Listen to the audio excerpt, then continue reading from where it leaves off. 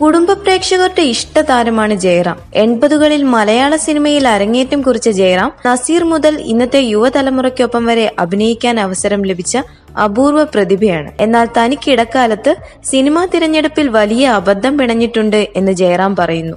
ചില പാളിച്ചകളുണ്ടായി. സിനിമകൾ മാറിപ്പോയതുകൊണ്ടല്ല, മറിച്ച് ഞാൻ തിരഞ്ഞെടുത്തതിൽ തെറ്റൊക്കെ വന്നിട്ടുണ്ട്. എനിക്ക് തന്നെ ആവശ്യമില്ലായിരുന്നുവെന്ന് തോന്നിയിട്ടുള്ള കുറെ സിനിമകൾ ഞാൻ ചെയ്തിട്ടുണ്ട്. പക്ഷെ പിന്നെയും എന്നെ തേടി നല്ല സിനിമകൾ വന്നുകൊണ്ടേയിരുന്നു. അതിനുദാഹരണമാണ് പഞ്ചവർണ്ണ തത്തയും ലോനപ്പന്റെ മാമോദീസയും ഒക്കെ. ഇപ്പോൾ എല്ലാ താരങ്ങളും അഭിനയം എന്നതിനൊപ്പം തന്നെ ബിസിനസ്സോ സിനിമാ നിർമ്മാണമോ ചെയ്യാറുണ്ട്. പക്ഷെ ജയറാം അങ്ങനെയല്ല. അതിനെപ്പറ്റി ജയറാം പറയുന്നത് ഇങ്ങനെ: നമ്മുടെ സന്തോഷങ്ങൾ നമ്മൾ തന്നെ കണ്ടെത്തണം. സിനിമയില്ലാത്ത ഇടവേളകളിൽ കിട്ടുന്ന സമയത്തെ എന്റെ സന്തോഷങ്ങൾ ഞാൻ തന്നെയാണ് കണ്ടെത്തുന്നത്. എനിക്ക് വേറൊരു ബിസിനസ്സോ ഒന്നുമില്ല, അതിന് സാധിക്കുകയുമില്ല. ഈ ചെണ്ടയും ആനയും ഒക്കെയാണ് എന്റെ ഇഷ്ടങ്ങൾ. ഏതെങ്കിലും ഒരു ഉത്സവപ്പറമ്പിൽ മേളം കേൾക്കാൻ പോവുക, ഉത്സവം കാണാൻ പോവുക, ഇതൊക്കെ തന്നെയാണ് സിനിമയിൽ വരുന്നതിനു മുമ്പും ഇപ്പോഴും എന്റെ ഇഷ്ടങ്ങൾ. സന്ദേശം എന്ന ചിത്രത്തിലെ KRP എന്ന കഥാപാത്രത്തെ പറ്റിയും ജയറാം പറയുന്നു. പെരുമ്പാവൂര് ഞാൻ കണ്ടിട്ടുള്ള ഒരാൾ തന്നെയാണ് സന്ദേശത്തിലെ KRP. പക്ഷെ അതാരാണെന്ന് മാത്രം ചോദിക്കരുത്, ഞാൻ പറയില്ല, ജയറാം പറയുന്നു. നടൻ ദിലീപ് മലയാള സിനിമാ പ്രേക്ഷകരുടെ മനസ്സിലിടം നേടിയത് ചെയ്യുന്ന കഥാപാത്രങ്ങൾ വ്യത്യസ്തമാക്കിക്കൊണ്ട് തന്നെയായിരുന്നു. പലതരത്തിലുള്ള ഓർക്കാൻ പാകത്തിനുള്ള ഒരുപിടി നല്ല കഥാപാത്രങ്ങൾ ദിലീപ് മലയാള സിനിമയ്ക്കും പ്രേക്ഷകർക്കും നൽകിയിട്ടുണ്ട്.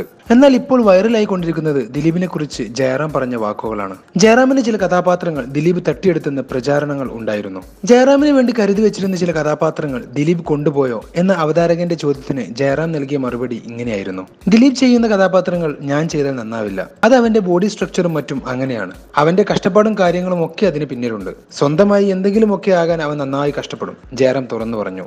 80കളിൽ കലാഭവന്റെ മിമിക്സ് പരേഡ് എന്ന് കേട്ടാൽ സദസ്സ് നിറഞ്ഞ് കവിയുമായിരുന്നു. അന്ന് കലാഭവന്റെ പരിപാടി എവിടെയുണ്ടെങ്കിലും സദസ്സിന്റെ മുൻനിരയിൽ ഉണ്ടായിരുന്ന ഒരു ചെറുപ്പക്കാരൻ കലാഭവന്റെ മിക്ക പരിപാടികളിലും കാഴ്ചക്കാരനായിട്ട് കാണും. ആ പെരുമ്പാവൂരുകാരൻ പേര് ജയറാം. പരിപാടി കഴിഞ്ഞാൽ ബാക്ക് സ്റ്റേജിൽ ചെന്ന് എല്ലാ മിമിക്രി ആർട്ടിസ്റ്റുകളെയും അഭിനന്ദിക്കാനും മറക്കില്ല ജയറാം. അന്ന് ജയറാം മിമിക്രി ആർട്ടിസ്റ്റും സിനിമാ താരവും അല്ലായിരുന്നു. തങ്ങളുടെ മിക്ക പരിപാടികളിലും മുൻപന്തിയിലുണ്ടായിരിക്കുകയും തങ്ങളെ അഭിനന്ദിക്കുകയും ചെയ്യുന്ന ആ ചെറുപ്പക്കാരനെ കലാഭവന്റെ മിമിക്രിക്ക് താരങ്ങളും ശ്രദ്ധിച്ചു തുടങ്ങി. അങ്ങനെയിരിക്കെ ഒരു മിമിക്സ് പരേഡ് അവതരിപ്പിക്കാൻ കലാഭവൻ ടീം ശ്രീശങ്കര കോളേജിലെത്തി വാനിൽ നിന്നും ഇറങ്ങുമ്പോൾ അവിടെ മറ്റൊരു മിമിക്രി ട്രൂപ്പിന്റെ പരിപാടി നടക്കുകയാണ്. സദസ്സിൽ നിറയെ പൊട്ടിച്ചിരിയും. പ്രോഗ്രാം കണ്ട് കലാഭവന്റെ ആർട്ടിസ്റ്റുകൾ ഞെട്ടി. പരിപാടിക്ക് നേതൃത്വം നൽകുന്നത് തങ്ങളുടെ സ്ഥിരം പ്രേക്ഷകനായ പെരുമ്പാവൂരുകാരൻ ജയറാം തന്നെ. അവതരിപ്പിക്കുന്നതെല്ലാം തങ്ങൾ അവതരിപ്പിക്കാൻ തയ്യാറായി വന്ന നമ്പറുകൾ.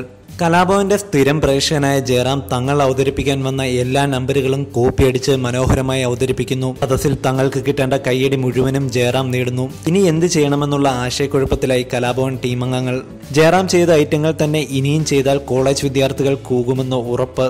തുടർന്ന് പെട്ടെന്ന് തട്ടിക്കൂട്ടിയ ചില നമ്പറുകൾ അവതരിപ്പിച്ച് കലാഭവൻ ടീം തടി തപ്പി. ആ ജയറാം തന്നെയാണ് പിന്നീട് കലാഭവന്റെ നെടുന്തൂണായതും പിന്നീട് സിനിമയിലൂടെ പ്രേക്ഷക ലക്ഷങ്ങളുടെ ഇഷ്ടതാരമായി മാറിയതും. You're watching me on metromatney.com. metromatney.com. Subscribe for more videos.